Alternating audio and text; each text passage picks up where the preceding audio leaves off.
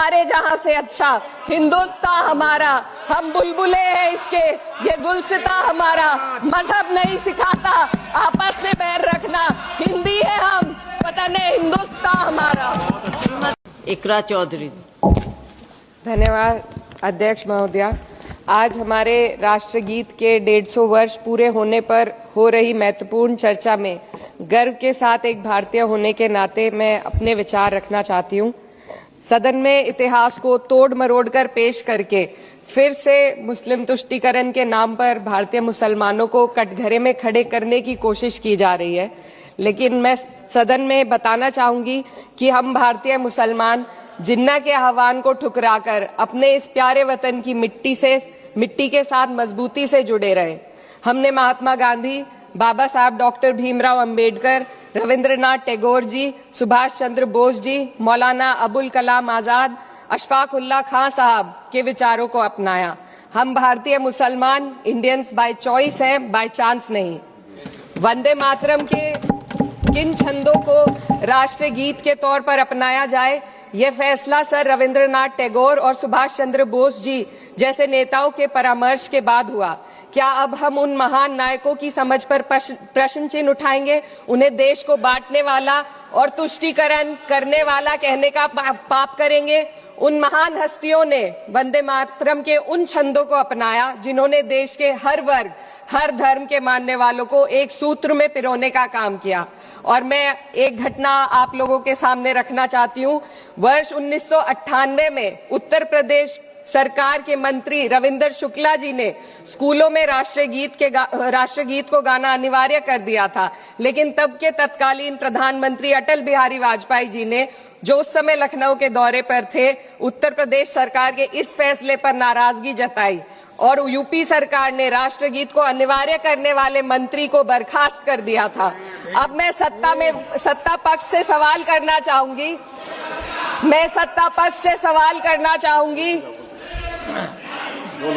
बोलने दीजिए। मैं सत्ता पक्ष से सवाल करना चाहूंगी कि जो विजन आजादी के समय के लोगों का था राष्ट्रगीत को स्वेच्छा पर छोड़ने का, उसी का अनुसरण माननीय अटल बिहारी वाजपेयी जी ने किया, तो क्या वे भी मुस्लिम तुष्टीकरण कर रहे थे? जी नहीं, अटल बिहारी वाजपेयी जी राजधर्म निभा रहे थे। देश में सब धर्मों को एक साथ लाना, सबके जज्बात का एहसास करना ही सबसे बड़ा राष्ट्रवाद है। माननीय अध्यक्ष महोदया, आज हमें वंदे मातरम के असली भाव को समझना जरूरी है। यह गीत तो देश के जल, जंगल, जमीन, हरियाली और निर्मल हवा की वंदना को समर्पित है। यह भारत की जन जन की मंगल कामना करता है कि भारत का हर नागरिक स्वस्थ रहे, सुरक्षित रहे और सम्मान के साथ जी सके। सुजलाम सुफलाम का अर्थ है, सुनिए, ऐसा देश जहां स्वच्छ और पर्याप्त जल हो, जहां नदियां जिंदा हो, बहती हो, जीवन देती हो। अध्यक्ष महोदय, लेकिन अब जरा यमुना का हाल देखिए।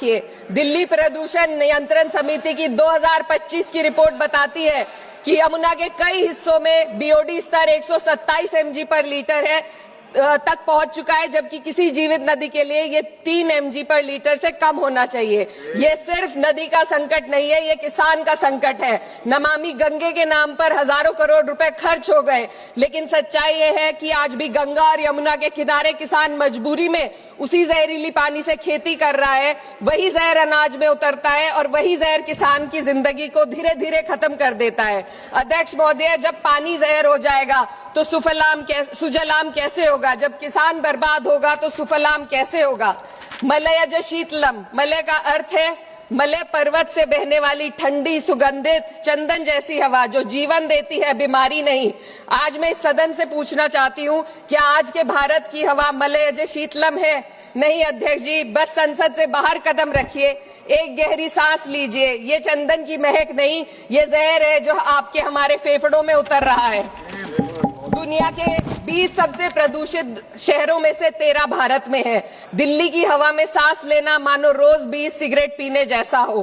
भारत हर साल सर्दियों में जहरीली हवा के प्रकोप में घिर जाता है, AQI गंभीर स्तर पर आ जाता है। ठंडी हवा का सपना अब gas chamber, ma'am 2 minutes, gas chamber की हकीकत बन चुका है।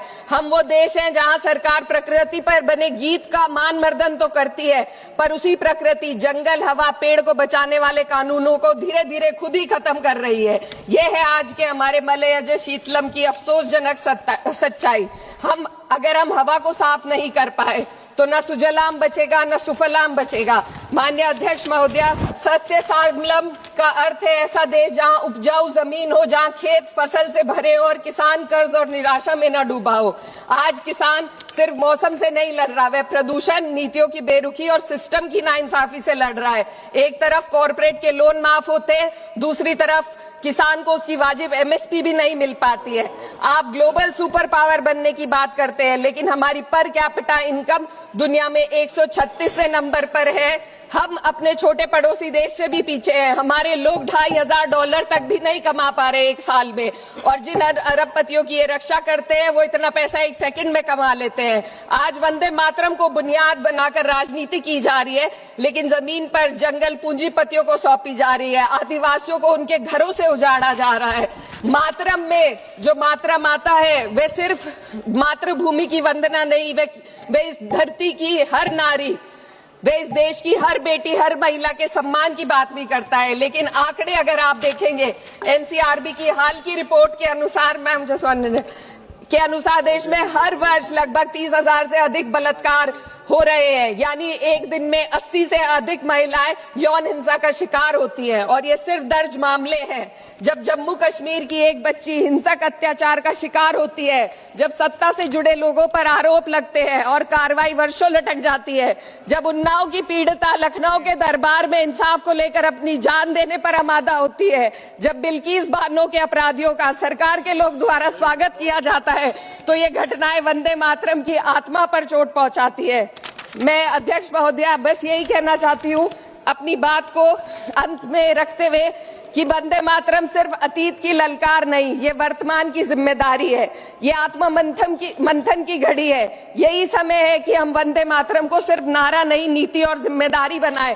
और अपने जज्बात को मैं आलमा इकबाल साहब के तराना हिंद के साथ इस सदन में रखना चाहती हूँ कि सारे जहां से अच्छा हिंदुस्तान हमारा, हम बुलबुले हैं इसके, ये गुलसिता हमारा, मजहब नहीं सिखाता आपस में बैर रखना, हिंदी है हम, वतन है हिंदुस्तान हमारा। श्रीमती लवली आनंद,